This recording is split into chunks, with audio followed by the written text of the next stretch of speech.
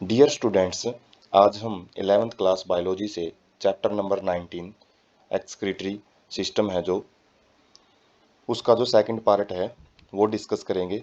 First part में हमने जो अलग अलग एक्सक्रीटरी ऑर्गन है, अलग अलग टाइप का एक्सक्रीशन है और ह्यूमन एक्सक्रीटरी सिस्टम में किडनी, नेफ्रॉन के टाइप हैं और जो यूरिन फॉर्मेशन है काफ़ी डिटेल में डिस्कस किया है। और जो सेकंड पार्ट रहेगा उसमें हम फंक्शन है जो ट्यूब्यूल्स के, जैसे PCT, loop of Henle, DCT, इनके काम देखेंगे, क्या काम करती हैं ये ट्यूब्स। और उसके बाद काउंटर करंट मैकेनिज्म जो बहुत ही इंपॉर्टेंट टॉपिक होता है वो डिस्कस करेंगे।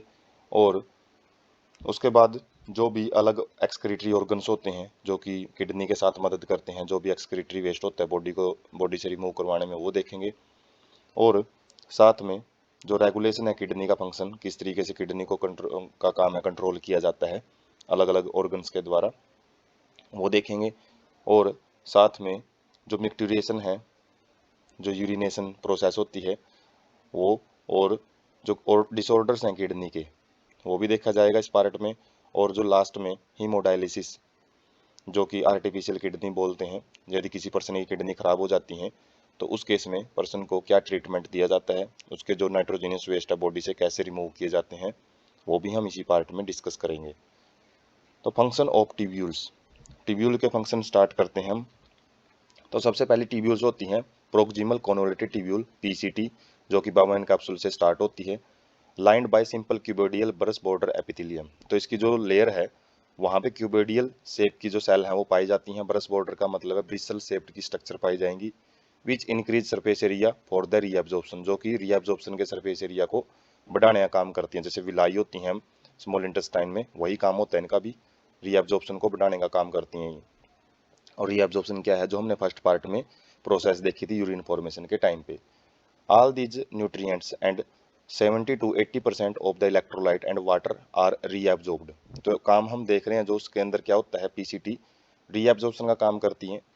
और जो मेन मेन इंपॉर्टेंट न्यूट्रिएंट्स हैं और 70 से 80% जो इलेक्ट्रोलाइट्स हैं उनको पीसीटी के द्वारा रीएब्जॉर्ब किया जाता है। वाटर को भी यहाँ पे रीएब्जॉर्प्शन किया जाएगा। और साथ में help to maintain pH and ionic balance of the body fluid by, तो साथ में जो बॉडी का एसिडिक बेसिक कंडीशन है उसको भी, और जो अलग अलग आयन है उसके बैलेंस को बनाए रखना का काम भी किडनी का होता है। Selective secretion of hydrogen ion, ammonia and potassium ion into the filtrate. तो साथ में कुछ आयंस को ये सिक्रीट भी करती है। सेलेक्टिव का मतलब होता है जरूरत पड़ने पे सिक्रीट करती है, वरना ये एब्जॉर्ब भी करती हैं। तो जैसे अमोनिया है, पोटासियम आयन है, इनको क्या करती है फिल्ट्रेट के अंदर सिक्रीट करती है, and bye absorption of bicarbonate from it. और साथ में जैसे ये इनको सिक्रीट करती है तो ये बाइकार्बोनेट आयन को एब्जॉर्ब कर लेती है। तो ये फंक्शन है प्रोक्सिमल कॉन्वोलेटेड ट्यूब्यूल के। उसके बाद है हैनलेज लूप, क्या क्या फंक्शन करता है। इसके दो भाग होते हैं, एक असेंडिंग लिम्ब होता है, एक डिसेंडिंग लिम्ब। तो असेंडिंग लिम्ब का काम क्या होता है, रीएब्जॉर्प्शन इज मिनिमम। तो यहाँ पे रीएब्जॉर्प्शन है वो कम होता है, लेकिन ये किस में रोल प्ले करता है, इन maintenance of high osmolarity of medullary interstitial fluid. तो मेडुलरी का मतलब जो मेडुलरी रीजन हमने देखा था उसके बीच में जो सेल्स के बीच में जो भी फ्लूइड पाया जाता है उसकी कंसंट्रेशन को, ऑस्मोलैरिटी मतलब उसकी कंसंट्रेशन को हाई बना के रखता है ये। Impermeable to water but allows transport of electrolyte actively and और पैसिवली। तो ये वाटर के प्रति तो इम्परमेबल है कि वाटर को तो मूव नहीं करने देता, लेकिन इलेक्ट्रोलाइट को ये मूव करने देता है अपनी लेयर में से, उनको एक्टिवली मूव करने देता है जिसमें एनर्जी का यूज होता है, या फिर पैसिवली भी वो इसकी लेयर में से मूव कर सकते हैं। Concentrated filtrate get diluted due to passage of electrolyte to the medullary fluids, जिसकी वजह से क्या है, जो इलेक्ट्रोलाइट है इसकी मेम्ब्रेन में से पास हो जाएंगे, और उसकी वजह से जो फिल्ट्रेट है इसके अंदर जो भी जो यूरिन आ रहा है वो क्या हो जाता है, डाइल्यूट हो जाता है। डाइल्यूट क्यों होएगा, क्योंकि उसमें से जो हमने अलग अलग जो इलेक्ट्रोलाइट यदि निकाल दी है तो उसकी कंसंट्रेशन ऑटोमेटिकली कम हो जाती है। तो पूछ लिया जाता है कि असेंडिंग लिंग में जो कंसंट्रेशन है फिल्ट्रेट की वो कम होती है या ज़्यादा होती है, रीजन पूछ लिया जाता है, क्योंकि ये वाटर के प्रति तो इम्प्रीमेबल है, इम्प्रीमेबल मतलब उसको वाटर को तो निकलने नहीं देगा, इलेक्ट्रोलाइट को ही अपने अंदर से पास होने दे देता है। और जो हैनलेज लूप है उसमें से वाटर तो निकलेगा नहीं, जो आयंस है उनके निकलने की वजह से जो कंसंट्रेशन है वो कम हो जाती है। डिसेंडिंग लिम्ब क्या होते हैं, ये नेक्स्ट पार्ट होता है लूप ऑफ हेनले का, जो कि परमेबल होता है वाटर का, वाटर के प्रति परमेबल होता है but almost impermeable to electrolyte. ऊपर वाले की बिल्कुल अपोजिट कंडीशन है। तो इस केस में क्या होगा, वाटर तो है वो बाहर निकलता रहेगा लोगों पे नले से, और जो फिल्ट्रेट हैं, जो भी अलग अलग आयंस हैं, वो इकट्ठे होते रहते हैं, जिसकी वजह से कंसंट्रेशन है, जैसे जैसे लोगों पे नले में जो भी फिल्ट्रेट है वो नीचे की तरफ जाता है तो वो कंसंट्रेटेड होता चला जाता है। लेकिन यदि इनकी अरेंजमेंट देखें, पहले डिसेंडिंग लीम आता है, उसके बाद असेंडिंग लीम आता है। तो डिसेंडिंग लिंक मतलब नीचे की तरफ जो स्ट्रक्चर आती है उसमें जो फिल्ट्रेट नीचे की तरफ जाता रहेगा वो कंसंट्रेटेड होता रहेगा, और जैसे ही वो ऊपर की तरफ बढ़ेगा तो वो डाइल्यूट होता रहता है। टी कैसे काम करती है, तो कंडीशनल रीएब्जॉर्प्शन यहाँ पे किसका, सोडियम का, सोडियम आयंस होते हैं और वाटर का वो किया जाता है। कंडीशनल का मतलब जब जरूरत होती है तभी यहाँ पे रीएब्जॉर्प्शन किया जाएगा, वरना उसकी यदि जरूरत नहीं है, जैसे सर्दियों में वाटर की कोई ज़रूरत नहीं होती इतनी ज़्यादा बॉडी को, तो वाटर को यहाँ पे रीएब्जॉर्ब नहीं किया जाएगा। जगह जैसे गर्मियों में वाटर को और जो सोडियम की आयंस की काफ़ी कमी हो जाती है बॉडी में, क्योंकि जो प्रेस्पायरेशन होता है, जो पसीना बहाती है बॉडी शरीर के टेम्परेचर को कंट्रोल करने के लिए, तो उसमें आयंस का भी काफ़ी लॉस हो जाता है। इसकी वजह से जो कंडीशनल रीएब्जॉर्प्शन है वो काम करता है गर्मियों में। Capable of reabsorption of bicarbonate ions and selective secretion of hydrogen and potassium ions and ammonia. तो साथ में क्या काम करती है, ये जो बाइकार्बोनेट आयन है उनको रीअब्जॉर्ब करती है, और साथ में सिलेक्टिव सिक्रीशन का मतलब वही है, जरूरत पड़ने पे ये प्रोटॉन और पोटासियम आयंस को और अमोनिया को भी सिक्रीट कर सकती है। To maintain the pH and sodium potassium balance in the blood. तो क्यों ये सिक्रीट करती है, क्योंकि जो पीएच है और सोडियम पोटासियम बैलेंस है उसको बनाए रखने के लिए शरीर के अंदर या ब्लड के अंदर। उसके बाद कलेक्टिंग डक्ट, तो ये भी अलग अलग फंक्शन करती है। तो क्या होती है, long duct extends from cortex of kidney to the inner part of the medulla. तो कोर्टेक्स रीजन से स्टार्ट होके ये मेडुलरी रीजन तक प्रेजेंट होती है, मतलब जो कोर्टेक्स और मेडुला रीजन होता है किडनी का उसको कनेक्ट करने का काम करती है। Large amount of water could be reabsorbed to produce a concentrated urine. तो यूरिन जब कंसंट्रेटेड होता है, ज़्यादा मतलब सघन होता है, तो उसका कारण क्या होता है, वाटर का रीअब्जॉर्प्शन जो कि कलेक्टिंग डक्ट के द्वारा किया जाता है। Allow passage of small amount of urea into medullary interstitium to keep up osmolarity. साथ में कलेक्टिंग डक्ट से कुछ ना कुछ जो यूरिया है वो मेडुलरी इंटरस्टिशियम का मतलब है जो इससे बाहर होके जो मेडुलरी रीजन है उसके अंदर जो सेल्स हैं उनके बीच में चला जाता है, ताकि जो कंसंट्रेशन है उसको मेंटेन किया जा सके। Plays a role in maintenance of pH and ionic balance of the blood by selective secretion of proton and potassium ion. तो साथ में जो पीएच है उसका बैलेंस बना के रखा जाता है, और आयनिक बैलेंस है अलग अलग, जैसे हाइड्रोजन है और पोटासियम है, इनके सिलेक्टिव एब्जॉर्प्शन के द्वारा शरीर में जो आयंस का बैलेंस है जो कि अलग अलग रिएक्शन में पार्टिसिपेट करते हैं, मेटाबॉलिज्म में काम करते हैं, तो उनके बैलेंस को बनाए रखने का काम भी कलेक्टिंग डक्ट का रहता है। उसके बाद है mechanism of concentration of filtration.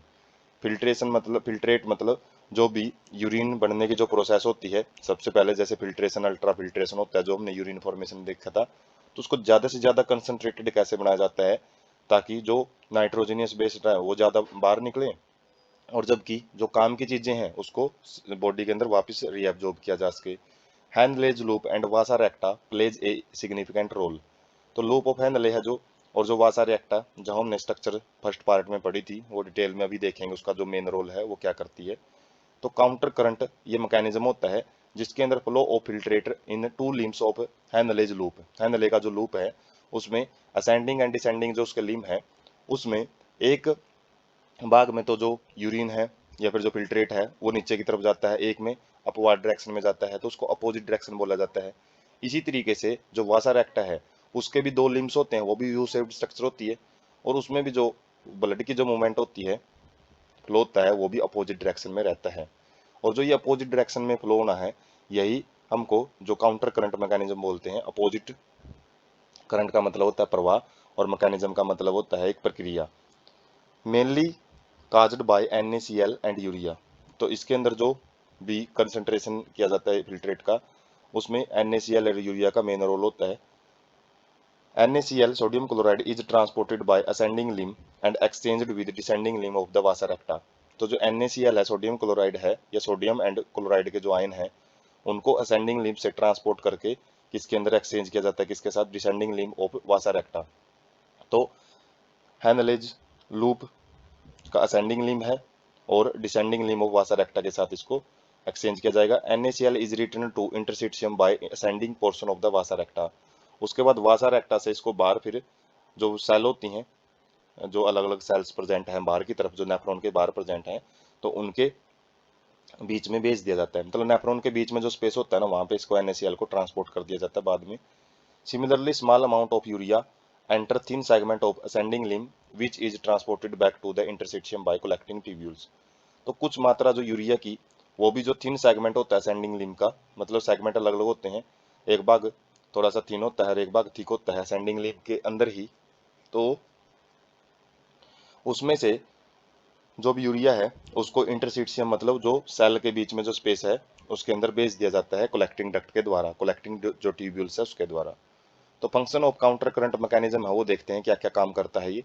Help in maintaining and increasing osmolarity towards inner medullary interstitium. तो इंटरस्टिशियम मतलब सेल्स के बीच में ये जो ऑस्मोलरिटी है उसकी कंसंट्रेशन है उसको बनाए रखने का काम करता है, ताकि जो आयन बैलेंस है उसको बनाए रखा जा सके। That is from 300 milli osmole per litre in cortex to about 1200 milli osmole in medullary per litre in inner medulla.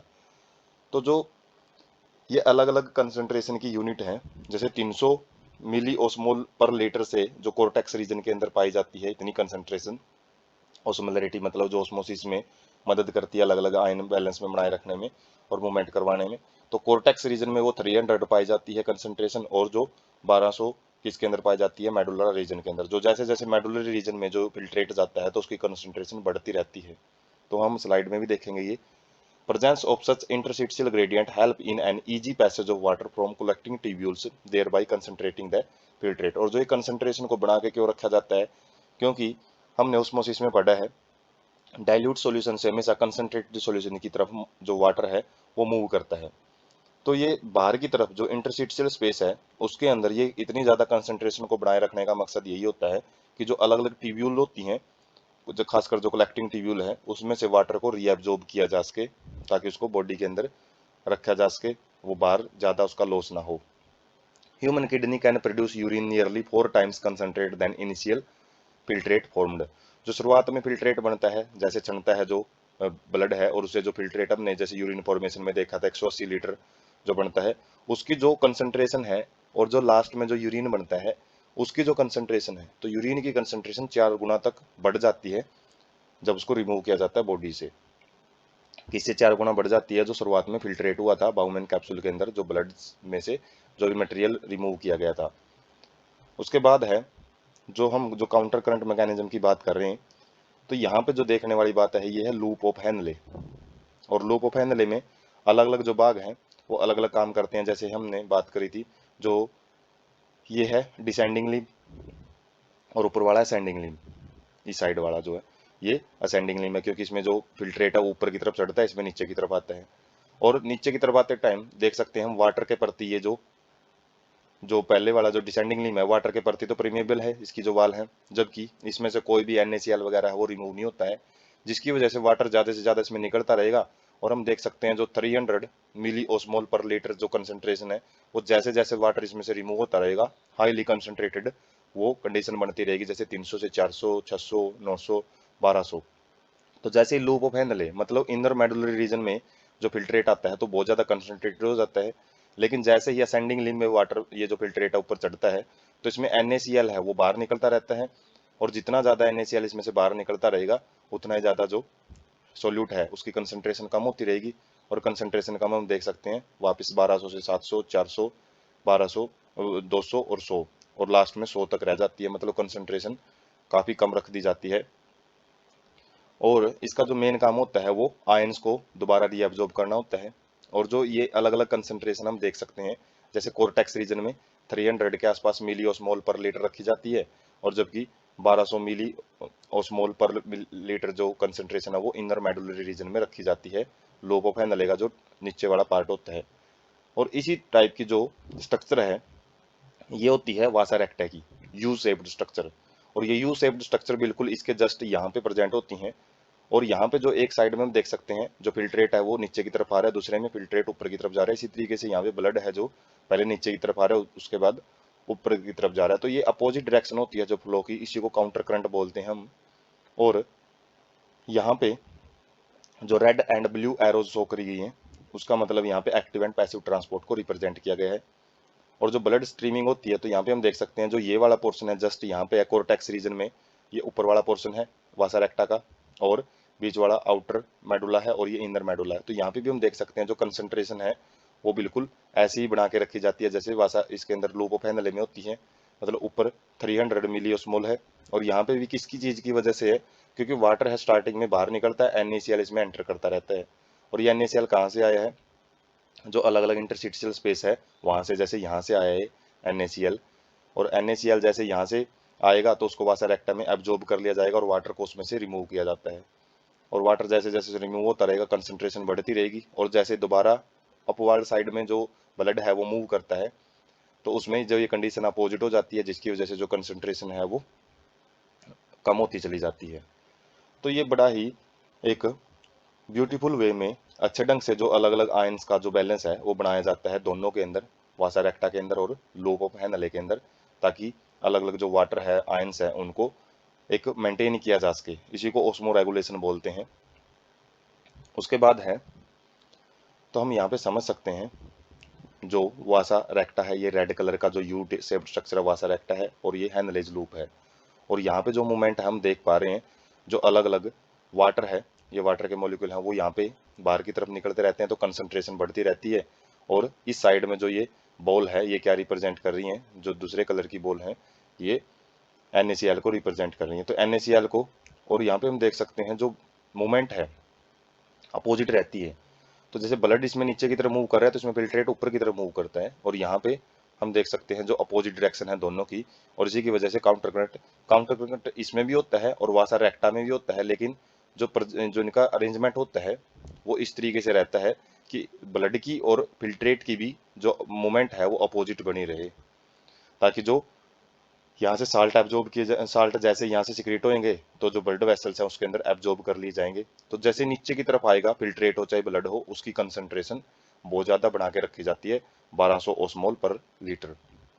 और यहाँ पे हम डायग्रामेटिक टाइप से समझ सकते हैं, जैसे वासा रेक्टा है, इसमें जो मूवमेंट है वो देख सकते हैं, इसमें ब्लड नीचे की तरफ जा रहा है तो जो फिल्ट्रेट है लूप ऑफ हेनले में ऊपर की तरफ जा रहा है। तो अलग अलग जो वाटर और NaCl का जो बैलेंस हमने देखा था पीछे वाले पिक में, सेम वही बातें हैं, थोड़ा सा डिटेल्ड व्यू यहाँ पे दिखा रखे है।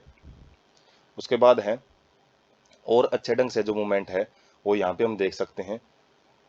जो भी यहाँ पे जो देखने वाली बात क्या है, जो ये आंकड़ा है ये 360 400 नीचे 1200 हो रहा है, उसके बाद ये कम होता जा रहा है, तो ये ओस्मोलरिटी को शो करता है। और यहाँ पे जो अलग अलग टाइप के, यदि हम इसको थोड़ा सा स्टॉप करके देखें तो इसमें देख सकते हैं 390 है, 430 है, 1140, उसके बाद नीचे 1200 हो जाता है। और जो एरोज के निशान है वो किस चीज़ के हैं, साल्ट के हैं। और इस साइड में भी जो अलग अलग वाटर वगैरह है वो रिमूव कर दिया जाता है। तो ये जो मूवमेंट है वो लगातार चलती रहती है, और जिसकी वजह से जो अलग अलग आयन का बैलेंस बना के रखा जाता है। उसके बाद role of other organs in excretion, excretory system के अंदर किडनी के अलावा जो दूसरे ऑर्गन है वो जो अलग अलग वेस्ट होता है बॉडी का उसको कैसे रिमूव करते हैं। तो excretory organ other than kidney, kidney के अलावा लंग्स हैं, वो क्या करते हैं, CO2 को, वाटर को रिमूव करते हैं। लीवर है और स्किन है, तो इनका काम होता है। तो लंग्स का काम देखते हैं क्या करते हैं, large amount of CO2 approximately 200 millilitre पर मिनट, एक मिनट में जो 200 मिलीलीटर है उस कार्बन डाइऑक्साइड को ये बाहर निकालते हैं जो ब्रीथिंग के द्वारा। And significant quantities of water every day, और बहुत ज़्यादा मात्रा है जो वाटर की जो एक्स्ट्रा होता है उसको शरीर से बाहर रिमूव करते हैं। जो हमारी एयर होती है वो काफ़ी नमी होती है उसके अंदर, जैसे सर्दियों में हम देखते हैं जो धुआं सा निकलता है मुंह से, तो वो वाटर वेपर्स ही होते हैं। तो वाटर वेपर्स को लंग्स हैं जो ब्रीथिंग के द्वारा रिमूव करते हैं। लीवर क्या करता है, लार्जेस्ट ग्लैंड है बॉडी की, हमने डाइजेस्टिव सिस्टम में पढ़ा है, और ये बाइल कंटेनिंग सब्सटेंस जैसे बिलिरुबिन और bilirubin, cholesterol, degraded steroid hormone और विटामिन एंड ड्रग्स, जो अलग अलग जो सब्सटेंस होते हैं उनको भी रिमूव करने का काम लीवर करता है, जो कि बॉडी में एक्स्ट्रा होते हैं। जैसे दवाइयाँ होती हैं, दवाइयाँ सबसे ज़्यादा जो इफेक्ट है वो किडनी और लीवर के ऊपर ही डालती हैं, तो क्योंकि यही उनको रिमूव करते हैं, और जब ये रिमूव करते हैं तो खुद भी डैमेज हो जाते हैं। तो ड्रग्स है, दवाइयाँ हैं जो कम से कम यूज की जानी चाहिए। Most of these substance ultimately pass out along with the digestive waste. तो जो ये लीवर है अपनी सिक्रीशन है जो बाइल साल्ट सिक्रीट करती है और बाइल पिगमेंट है, तो किस में सिक्रीट करते हैं, डिओडनम में। डिओडनम जो स्मॉल इंटेस्टाइन का पार्ट है। तो जो भी अनडाइजेस्टेड फूड होता है या डाइजेस्टिव वेस्ट जिसको बोलते हैं, उसके साथ में जो लीवर का एक्सक्रीटरी वेस्ट है वो बाहर निकल जाता है बॉडी से। स्वेट एंड सेबेसियस ग्लैंड्स जो पसीना ग्रंथि होती हैं, ऑयल वगैरह सिक्रीट करती हैं स्किन में, जो मॉइस्चर बना के रखती हैं बॉडी में, बॉडी की सरफेस पे ऊपर। तो in skin can eliminate certain substances through their secretion. तो ग्लैंड्स होती हैं जो, वो जैसे पसीना रिलीज होता है शरीर से, तो उसके साथ साथ में जो एक्सक्रीटरी वेस्ट है उसको भी रिमूव कर दिया जाता है। Sweat produced by sweat glands in A watery fluid containing NaCl, small amount of urea and lactic acid.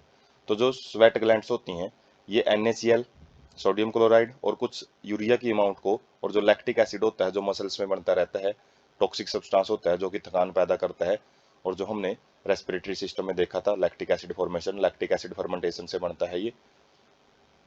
तो इसको भी रिमूव किया जाता है स्वेट के द्वारा।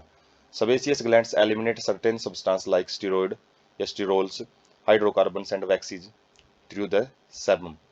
sebum क्या होता है, जो कि ये पोर्स प्रेजेंट होते हैं, तो इनके जरिए जो अलग अलग हाइड्रोकार्बन्स वगैरह होते हैं, कार्बन एंड हाइड्रोजन का कंपाउंड है, स्टिरोल है, और वैक्सीज मोम जैसी जो स्ट्रक्चर, तेलीय स्ट्रक्चर होती है, तो उसको ही रिमूव करते हैं। This secretion provide a protective oily covering over the skin. तो जो ये अलग अलग सिक्रीशन है ये प्रोटेक्टिव ऑयली कवरिंग बना के रखती हैं, ताकि जो वाटर लॉस यदि ज़्यादा हो जाता है, जैसे सर्दियों में जो स्किन है वो फटना शुरू हो जाती है, ड्राई हो जाती है, तो उसका कारण क्या होता है कि वहाँ पे उस टाइम पे स्वेट वगैरह वो प्रोड्यूस नहीं होता बॉडी के द्वारा, तो जिसकी वजह से जो सेल्स हैं वो उनके बीच में जो नमी होती है, यदि वाटर प्रेजेंट होता है तो फ्लेक्सिबिलिटी बनी रहती है सेल्स की, और यदि वाटर नहीं है तो वो क्या करती हैं फिर, उनके बीच में जो वाटर लॉस की वजह से जो दरारें पड़नी शुरू हो जाती हैं, क्रैक्स पड़ने शुरू हो जाते हैं। उसके बाद है रेगुलेशन ऑफ किडनी फंक्शन। जो किडनी का जो भी हमने यूरिन फॉर्मेशन जो एक्सक्रीटरी वेस्ट रिमूव करती है या फिर ऑस्मो रेगुलेशन करती है, तो ये काम किसके द्वारा देखा जाता है, क्या क्या ऑर्गन पार्टिसिपेट करते हैं। Efficiently monitored and regulated by hormonal feedback mechanism involving hypothalamus जो ब्रेन का पार्ट होता है, JGA जस्टा ग्लोमुलर अपरेटस जो कि हमने पहले भी देखा था, जो GFR है उसके अंदर रोल प्ले करता है, और कुछ अमाउंट हर्ट भी जो किडनी के काम को देखता है। Role of JGA renin angiotensin mechanism, ये बहुत बार पूछा जाता है कि रेनिन हार्मोन किस तरीके से जो रोल प्ले करता है। A fall in glomerular blood flow, glomerular blood pressure या फिर GFR जो हमने देखा था उसके अंदर थोड़ा सा भी यदि फ्लो के अंदर कमी आ जाती है, तो उससे JG सेल्स होती हैं वो एक्टिवेट हो जाती हैं, और वो रेनिन सब्सटेंस है उसको रिलीज करती है, रेनिन हार्मोन को रिलीज करती हैं, which convert angiotensin in blood to angiotensin 1 and further to angiotensin 2। तो एंजियोटेंसिनोजन क्या होता है, ये इनएक्टिव फॉर्म होती है ब्लड के अंदर, एक जो अलग अलग फैक्टर होते हैं उसको ये एंजियोटेंसिन 1 में बदलेगी पहले तो, और उसके बाद उसको एंजियोटेंसिन 1 को 2 के अंदर कन्वर्ट कर देता है, कौन, ये renin. Angiotensin 2 begin being a powerful vasoconstrictor increase the glomerular blood pressure and GFR। वैसोकंस्ट्रिक्शन का मतलब होता है ये जो ब्लड वेसल्स हैं उनके जो ल्यूमेन को और ज्यादा कम कर देता है, उनको सिकुड़वा देता है, जिसकी वजह से प्रेशर और ज्यादा बढ़ जाता है, जो ब्लड आ रहा है उसके अंदर तो ज्यादा प्रेशर से फ्लो होएगा, और उसकी वजह से जो ग्लोमेरुलर ब्लड प्रेशर है वो बढ़ेगा, और GFR का मतलब है ग्लोमेरुलर फिल्ट्रेट रेट, जो हमने देखा था यूरिन फॉर्मेशन में, उसको भी बढ़ा दिया जाता है। Angiotensin 2 also activate adrenal cortex to release aldosterone. तो एल्डोस्टेरोन भी क्या करता है, GFR को बढ़ाने का काम करता है। Aldosterone causes reabsorption of sodium and water from the distal part of the tubules. तो ये क्या करता है, जो भी अलग अलग टाइप की जो ट्यूब्स होती हैं, जो ब्लड वेसल्स होती हैं, जो पूरे नेफ्रॉन के अराउंड में जो एक नेटवर्क टाइप स्ट्रक्चर बनाती हैं, तो उसके अंदर वापस क्या कर देता है, ये जो सोडियम और वाटर के एब्जॉर्प्शन को बढ़ा देता है, और यदि ये ज़्यादा बढ़ेंगे तो ब्लड प्रेशर ऑटोमेटिकली इंक्रीज हो जाता है। This also lead to an increase in blood pressure and GFR। तो जिससे क्या होता है, ग्लोमेरुलर फिल्ट्रेशन रेट है उसको बढ़ा दिया जाता है। तो मेन काम क्या करता है, जैसे ही ब्लड फ्लो कम स्पीड से आता है किडनी के अंदर, तो उसमें से फिल्ट्रेशन भी अच्छे ढंग से नहीं हो पाती है। तो ये जो JGA होता है इसका काम यही होता है कि फिल्ट्रेशन रेट को बढ़ाने का, ताकि ज़्यादा से ज़्यादा जो नाइट्रोजनस वेस्ट है वो बॉडी से एलिमिनेट किया जा सके, रिमूव किया जा सके। हार्ट कैसे काम करता है, an increase in blood flow to atria of the heart can cause release of atrial natriuretic factor ANF। तो जब एट्रिया के अंदर ब्लड फ्लो है वो बढ़ जाता है, जैसे ऊपर वाले केस में हमने देखा है, मतलब ब्लड प्रेशर को इंक्रीज कर दिया जाता है, तो एक ANF फैक्टर है वो रिलीज किया जाता है हार्ट के द्वारा। तो ANF क्या करता है, वैसोडाइलेशन, ऊपर वाले का उल्टा करेगा। जैसे GFR बहुत ज्यादा बढ़ गया तो इसका मतलब ये नहीं कि इसको लगातार बढ़ाते जाना है, ज्यादा बढ़ाते रहेंगे तो ब्लड प्रेशर बहुत ज्यादा हाई चला जाएगा, ज्यादा फिल्ट्रेट है वो प्रोड्यूस होएगा, वो भी नहीं चाहिए हमको। तो जिसकी वजह से इस प्रोसेस को जो वैसो कंस्ट्रिक्टर है उसका उल्टा काम क्या करता है, ANF करता है। तो ANF और जो हमारा एंजियोटेंसिन 2 है वो एक दूसरे के अपोजिट काम करते हैं।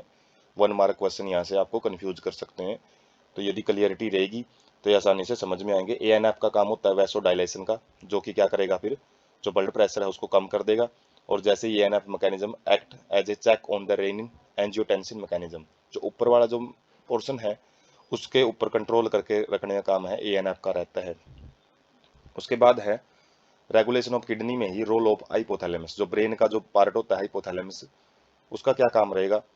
Excessive loss of fluid from the body can activate osmo receptor in the body. यदि शरीर से ज़्यादा फ्लूइड है बाहर निकल रहा है तो उसको ऑस्मो रिसेप्टर प्रेजेंट होते हैं बॉडी के अंदर, उसके द्वारा सेंस कर लिया जाता है, उनके द्वारा पता लगा लिया जाता है। जिससे क्या होगा, which are activated by change in blood volume.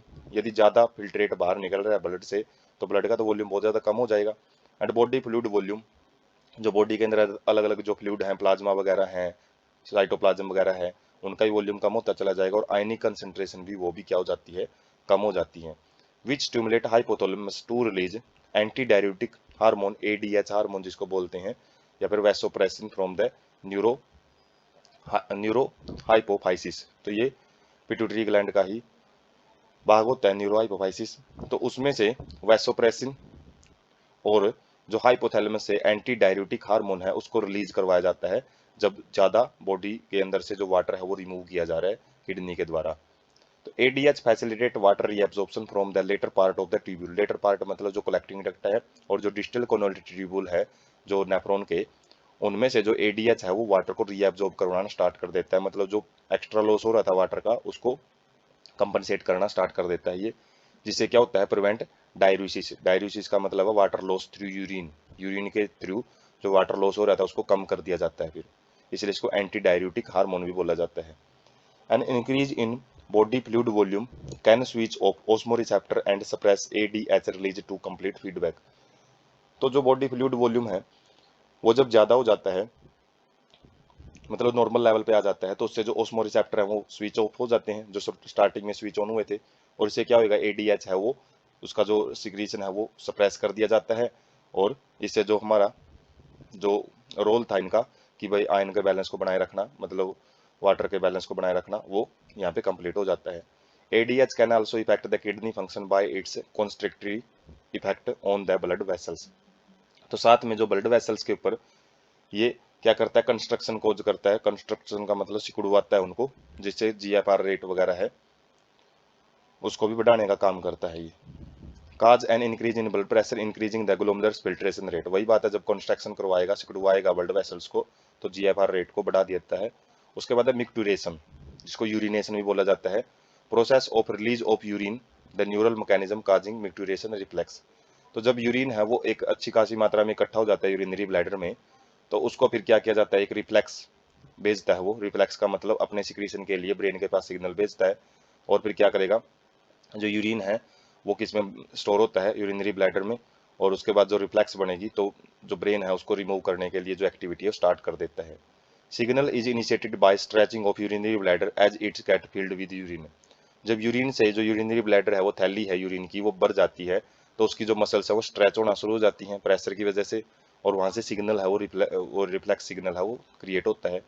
In response CNS जो सेंट्रल नर्वस सिस्टम है इसके रिस्पॉन्स में क्या करता है, मैसेज भेजता है क्या करने के लिए, contraction of smooth muscles of bladder and relaxation of urethral sphincter. Sphincter क्या काम करते हैं, ये गेट को ओपन क्लोज करने का काम करेंगे रास्ते को, और ये रिलैक्स हो जाते हैं, और रिलैक्स होंगे तो जो यूरिन है वो जो यूरिथ्रा है उसके जरिए शरीर से बाहर निकलना स्टार्ट हो जाता है, और साथ में यूरिन को बाहर निकालने में जो स्मूथ मसल होती हैं ब्लैडर में वो भी कॉन्ट्रैक्ट होती हैं, जो थैली है वो कॉन्ट्रैक्ट होती है, जितनी ज़्यादा सिकुड़ती है तो यूरिन है उसको बाहर निकाल दिया जाता है।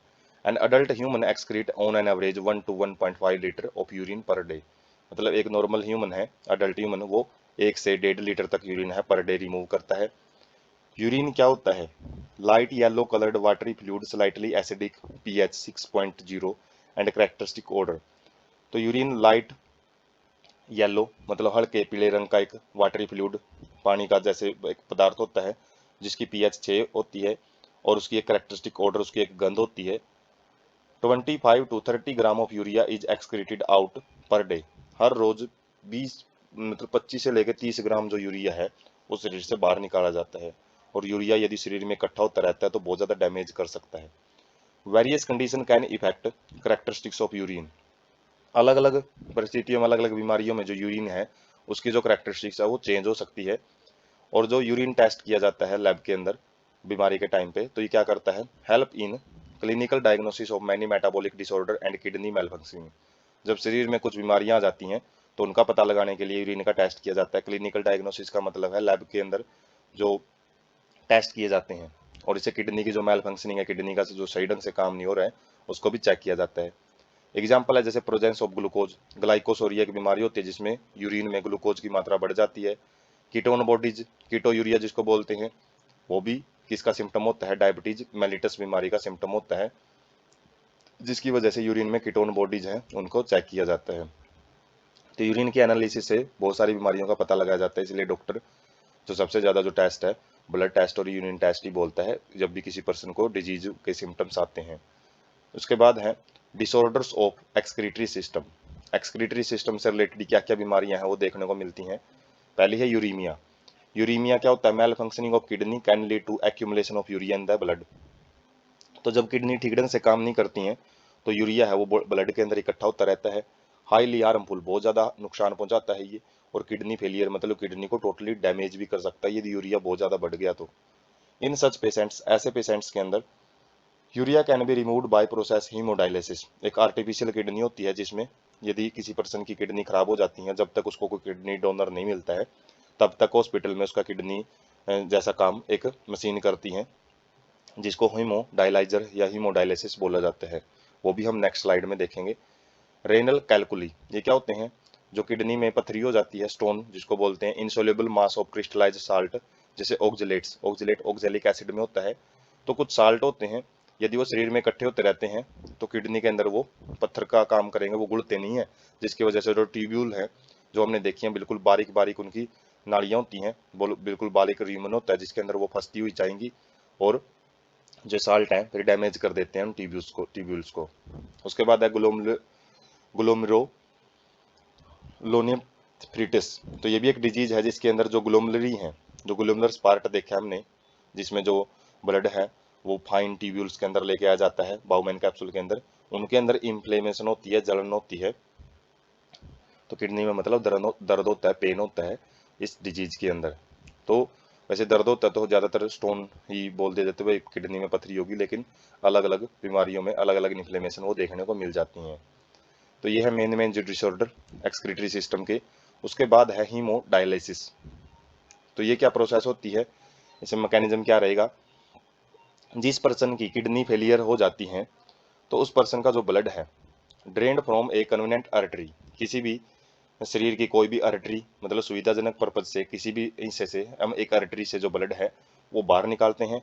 उसके अंदर एंटीकोगुलेंट मिलाया जाता है जैसे हीपैरिन होता है। एंटीकोगुलेंट क्या करता है? जो ब्लड हमने बाहर निकाला है वो उसको थक्के नहीं जमने देते, क्योंकि वैसे तो ब्लड जैसे ही शरीर से बाहर आएगा तो उसका थक्का जम जाएगा, वो कोएगुलेशन शो कर देगा जिसकी वजह से वो काम का नहीं रहेगा।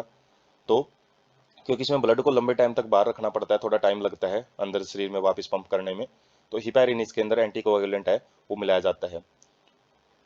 ये डायलिजिंग यूनिट के अंदर फिर भेजा जाता है इस ब्लड को। ये मिलाने के बाद unit contain a coiled cellophane या cellophane tube surrounded by a fluid, dialysing fluid having the same composition as that of the plasma except nitrogenous waste. तो यूनिट है, यूनिट के अंदर जो ट्यूब होती हैं, ट्यूब की कोल्ड ट्यूब होते हैं काफ़ी, और वो सेलोफेन ट्यूब की बनी होती है, मतलब सेलोफेन मेम्ब्रेन होती है उनके आसपास जो बाहर की उनकी परत बनाती हैं। और उनमें जो ट्यूब के बाहर एक फ्लूइड भरा होता है, डायलाइजिंग फ्लूइड, और उसके अंदर जो भी कंसंट्रेशन है वो प्लाज्मा जितनी ही कंसंट्रेशन होती है, बस उसमें जो नाइट्रोजनियस वेस्ट है उसकी मात्रा कम रखी जाती है और इन ट्यूब में से फिर ब्लड को पास किया जाता है और जो नाइट्रोजनियस वेस्ट है ज़्यादा है ब्लड में वो रिमूव कर दिया जाता है। सिलेक्टिवली परमेबल मेम्ब्रेन का काम करती हैं जो सेल्फिन ट्यूब होती हैं। तो जो कंसंट्रेशन है ब्लड में, यूरिया की कंसंट्रेशन ज़्यादा है और जो पोर्स मेम्ब्रेन है उसमें से जो ज़्यादा कंसंट्रेशन से लोअर कंसंट्रेशन किसके अंदर है, डायलाइजिंग फ्लूइड के अंदर, तो यूरिया है इस तरीके से रिमूव किया जाता है। As nitrogenous waste are absent in dialysing fluid, nitrogenous fluid को बिल्कुल एब्सेंट रखा जाता है डायलाइजिंग फ्लूइड में। These substance freely move out, जिससे ये ब्लड से बिल्कुल बाहर निकल जाते हैं और ब्लड इससे साफ हो जाता है। जो अब ब्लड हमने बाहर साफ किया है उसको वापस फिर बॉडी के अंदर किसी वीन के अंदर हम इंजेक्ट कर देते हैं और उसके अंदर क्या डाला जाता है, एंटी हिपरिन डाला जाता है। जो हिपरिन हमने इसके अंदर मिक्स किया था, एंटीकोएगुलेंट था, उसको फिर न्यूट्रलाइज करके बॉडी में भेजा जाता है, क्योंकि यदि हिपरिन यदि वहीं पे उसमें ब्लड में रह गया तो कोई ना कोई रिएक्शन क्रिएट कर सकता है और जब इंजरी वगैरह होगी तो उस केस में ब्लड क्लोटिंग में एक बैरियर का काम कर सकता है जो कि नुकसानदायक हो सकता है। इसलिए ब्लड को जब बॉडी के अंदर भेजा जाता है तो एंटी हिपेरिन मिला के उसमें भेजा जाता है। This method is a boon for thousands of uraemic patients all over the world. Boon का मतलब है एक वरदान का काम कर रही है ऐसे लोगों के लिए जो कि यूरेमिक पेशेंट हैं, मतलब जिनकी किडनी फेलियर हो चुकी है और उनको किडनी डोनर यदि आसानी से नहीं मिल पाता है तो उसके लिए हॉस्पिटल के अंदर ये ट्रीटमेंट उसका करवाया जाता है। उसके बाद है किडनी ट्रांसप्लांटेशन। तो ये जो मैकेनिज्म हमने देखा है, हालांकि ये कुछ टाइम के लिए तो ठीक है, लेकिन लंबे टाइम तक तो पेशेंट को हम हॉस्पिटल के अंदर भी एडमिट नहीं रख सकते। तो उसके लिए तो वही, यदि किडनी ट्रांसप्लांट ना किया जाए तो बून की बजाय वो अभिशाप भी बन सकता है।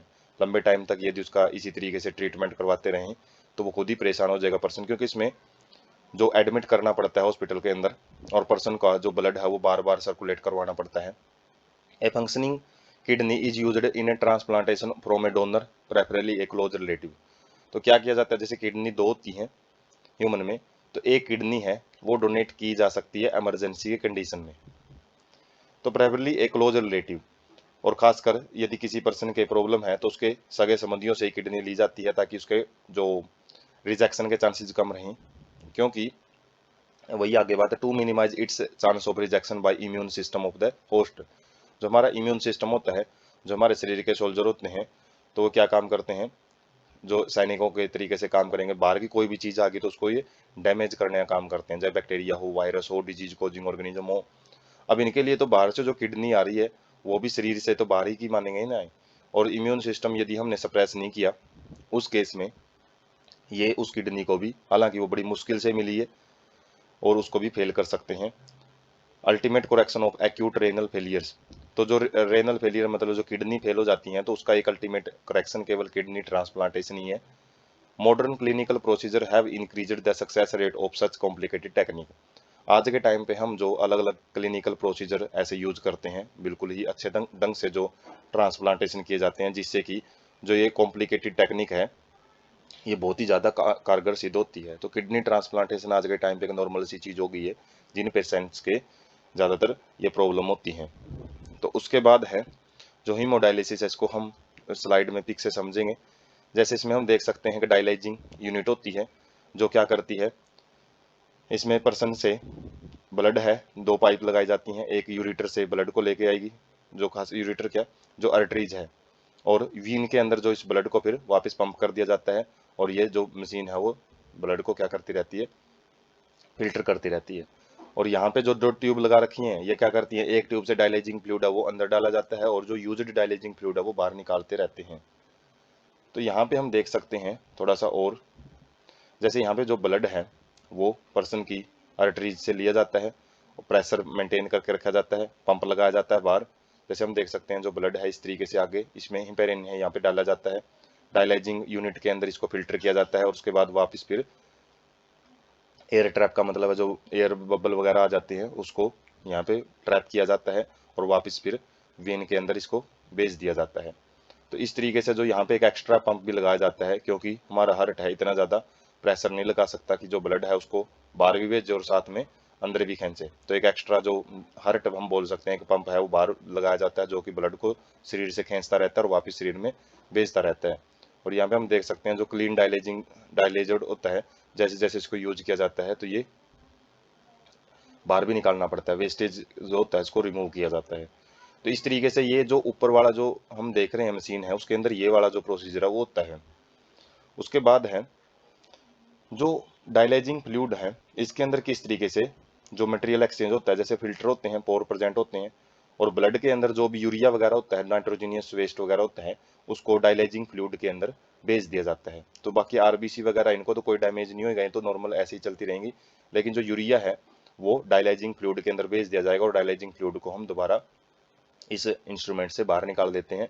और क्लीन जो डायलाइजिंग फ्लूइड है वो इसके अंदर लगातार भेजना पड़ता है और जो वेस्टेज है उसको बार बार रिमूव करना पड़ता है। तो इस तरीके से जो ब्लड है उसको प्यूरिफाई किया जाता है किसी भी पर्सन के अंदर।